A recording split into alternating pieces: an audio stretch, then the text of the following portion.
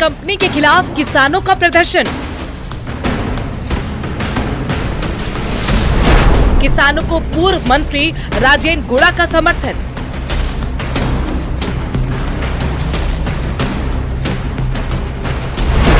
Cement company को गुड़ा की चेतावनी।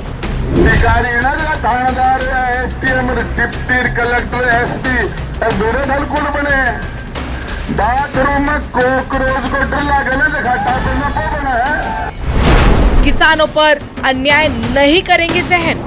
नवलगढ़ के गोठड़ा इलाके में सीमेंट फैक्ट्री के खिलाफ किसानों ने प्रदर्शन किया, जिसमें पूर्व मंत्री राजेंद्र गुड़ा भी शामिल हुए।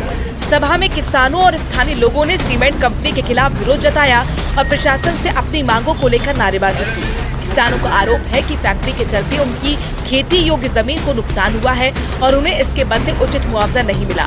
इसके अलावा किसानों ने फैक्ट्री से स्थानीय लोगों को रोजगार देने की मांग की थी, लेकिन इस दौरान राजेंद्र गुड़ा का अधिकारियों के खिलाफ दिया गया एक बयान इन दिनों वायरल हो रहा है। अधिकारी थानेदार एसटीएम डिप्टी कलेक्टर एसपी मेरे बिल्कुल बने बाथरूम में कॉकरोच को डर लागने से घाटा करना को बना है।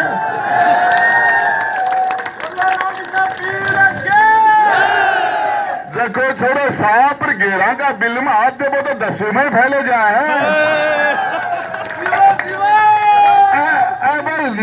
सांपाकार घेरा का मुंह दे बड़ा हाथ खिला और वो बच्चे ने खड़ा में कॉकरोच से डरबाड़ा ही अरे यार लड़ाई होगी जना क्यों हो पकड़ जाऊंगा क्यों हो। राजनीति में वाणी की शुचिता बहुत आवश्यक है। एक वो जमाना था तब नेता अपनी प्रसिद्धि पाने के लिए उलझुल बयान देते थे, जनता को गुमराह करते थे और कई बार अपशब्द भी कहते थे। परंतु अब ये 75 साल आज़ादी को हो गए और लगातार जनता शुचिता की राजनीति को पसंद करने लगी है।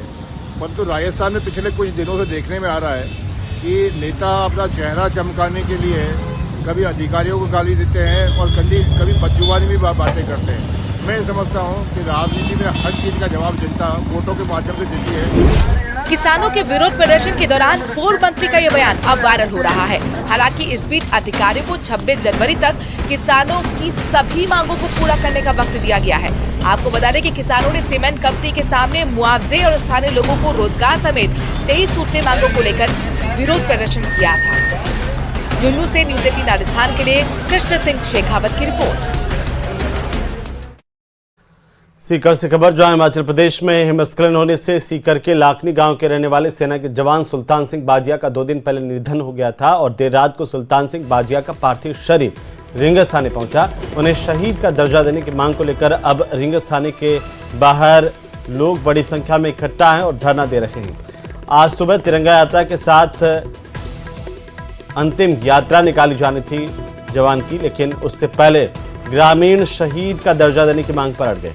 सीकर सांसद कॉमरेड अमराराम और खंडेला से भाजपा के विधायक सुभाष मील भी थाने पहुंचे, ग्रामीणों के साथ धरने पर बैठे हुए हैं। इनका कहना है कि जब तक शहीद का दर्जा नहीं दिया जाएगा तब तक जवान का अंतिम संस्कार नहीं होगा।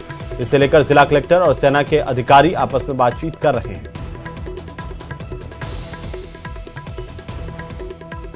हमारी सबकी और परिवारजनों की मांग है कि शहीद का दर्जा मिले, डिपेंडेंट जो भी आश्रित हैं उनमें से को नौकरी मिले और पैकेज मिले। ये 3 मांगे हैं। हमें जो हमारा बेटा जो गया वो हाइल्टी में पोस्टेड था। हाइल्टी की जगह में अगर वहाँ पे मुठभेड़ भी नहीं होती है तो भी हाइल्टी में जो अपनी जान देते हैं हमारे जवान, उनको शहीद का दर्जा दिया जाता है। अब हमने और सबने ये मांग रखी है कि शहीद का दर्जा मिले। उधर डूंगरपुर के दौड़ा थाना इलाके के खुमानपुरा गांव में एक युवक ने घर से करीब 1 किलोमीटर दूर पेड़ से फांसी लगा करके आत्महत्या कर ली। युवक 2 दिन पहले ही अहमदाबाद से अपने घर लौट करके आया था और घटना के बाद सनसनी फैल गई। बहरहाल लोग मौके पर इकट्ठा हो गए। सूचना पर दौड़ा थाना पुलिस पहुंची, शव को फंदे से नीचे उतरवाकर डूंगरपुर अस्पताल की मोर्चे में रखवाया। उधर पिता की रिपोर्ट पर केस दर्ज करते हुए जांच शुरू की गई है। पुलिस ने पोस्टमार्टम के बाद शव परिजनों को सुपुर्द कर दिया है। युवक के आत्महत्या के कारणों का अब तक खुलासा नहीं हो पाया है। फिलहाल पुलिस घटना को लेकर तफ्तीश कर रही है।